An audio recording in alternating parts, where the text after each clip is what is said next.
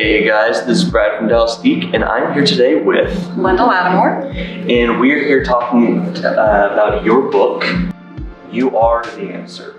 Yes, Solutionaries, you are the answer. Got it. So, tell me a little bit about it. So the book is a guide and a set of worksheets and templates to help people figure out how they can give back in the world, either through their work, or perhaps they want to create a social enterprise like Tom Shoes, or perhaps they just want to find a way to make their heart feel more fulfilled and they don't know how. Okay. Who are you hoping that this book will ring truest with? Are you wanting this to be students? Are you wanting this to be existing professionals? A little bit of everything? Well, you know, it's interesting. When I first started working on this, it wasn't even meant to be a book. I had a whole bunch of people coming to me and saying, I feel flat, I'm not really interested in what I'm doing, I'm on digital overload with all the bad news out there, I wish that I could help, but I don't know how. And I thought, well, maybe I can help you. I'm a lawyer, and I do a lot of work in business, right? So I began to put together all these templates and guides, and pretty soon they were saying, oh my gosh, I get it, I know what I want to do. That particular group happened to be a group of women, although it's not just for women. It so happened that was. And they were all, I would say, career women that were ready to make a change. By the end of that, I had actually written Solutionaries and didn't know it because I had helped them all in this mastermind and put it out to publication. And what is showing up is that teens in high schools and millennials who are stepping into the colleges these days are going, I want to help. They're very servant-driven, you know, with big hearts. But they may not have the network, and they may not have the funding to go out and be an entrepreneur. So I'm also speaking with corporations about how they can use these programs and maybe create entrepreneurship within corporations so they can recruit and engage this next generation of talent. Nice. So it's showing up everywhere, honestly. Boomers who are going, oh man, I've had the corporate world forever. Now I want to go create a legacy business. So I was trying to get a narrow niche, but I'm finding that there's a bunch of people who are just ready to make change. Well, I mean, with how much, it almost seems negative that's happening in the world right now, it does seem like there is a very big push from people internally to just want and need to be able to contribute something back and kind of bring a little happiness back to things. And this, I mean, absolutely sounds like it's giving an easy way to figure out how best to do that for each person. Absolutely, and it's like creating the good news, right? Because we have the bad news out there everywhere. What's been interesting as I've gone down this journey is that a number of people have said to me that they've had blinders on because it's too painful to look out and pick up the newspaper and see everything that's going on, not just in the United States, but around the world. And it forced them to open up and see the things that interested them and bothered them so that they could then go find their tribe who are in the same space and go work with them and find a solution. So it's turned out to be a real eye-opener for a lot of people. Very nice. You said this book has only been out for a few months now, right? It came out, like the first week in April, I believe. Nice. And so you were telling me a second ago that when this book first came out, it was immediately well received.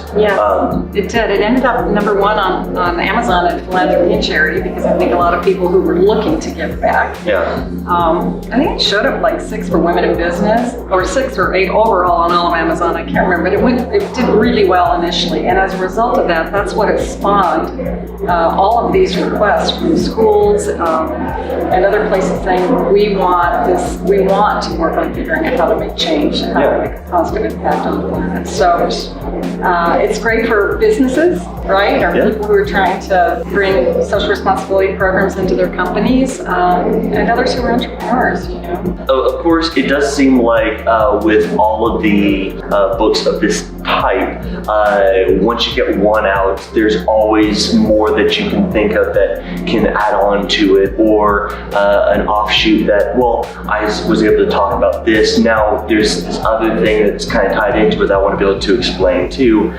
Do you have any other projects in the works currently? I do. There's 2 other books. There's the book that I was working on before all those people called me, which is called the Social Responsibility Toolkit. And it's for small to medium-sized companies who want to create social responsibility programs so that they can bid with the big guys like the Exxons or the University of Texas. They can't bid if they don't have these programs in place.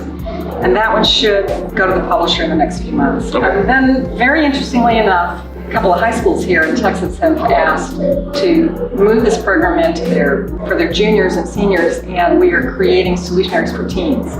Oh, we're wow. taking all of this program and we're putting it into a younger language, into teen language, Sure. so that they can, begin to think about it before they head off to college, that they have a sense of direction, when they apply for college, or if they're not going to go to college, obviously in the workforce, what they'd like to do and how they can contribute. Very nice. So that one should be finished, hopefully, in a few months as well. So yes, a lot of projects right now. Okay. Are we anticipating that both of those books are going to be seeing the light of day this year, next year?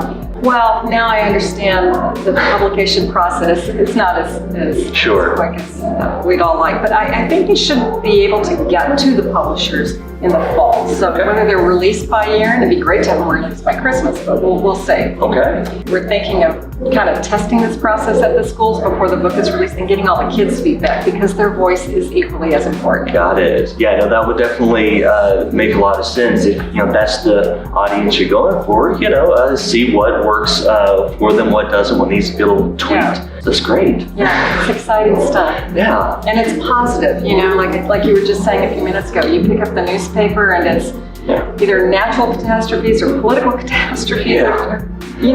It's hard to pick up the newspaper, well, if anyone even reads the newspaper, but reads the news and find anything that's inspiring.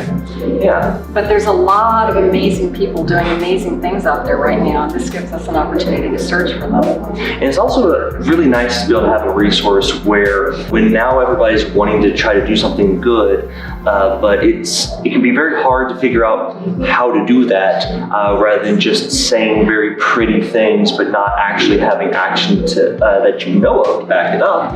It's just nice to have a resource to be able to point you in the right direction for this is what you can do. And our steps are pretty simple. I mean, on the first step, it's a 6-step process. On the first step, we say, what is your value proposition? Not your schools and your education, but based on your life experiences, what are your values? Yeah. For mothers, they've been cheerleaders and team leaders, but we bring all that stuff to the table. Let's take a look at it. Yeah. Once they really understand their value proposition, we kind of look at what's your personal brand? How are you showing up in the world? Sure. Online, offline, do people know you have all these amazing values, or are you just writing down the words on a resume that you think a company wants to hear? Right? Yeah.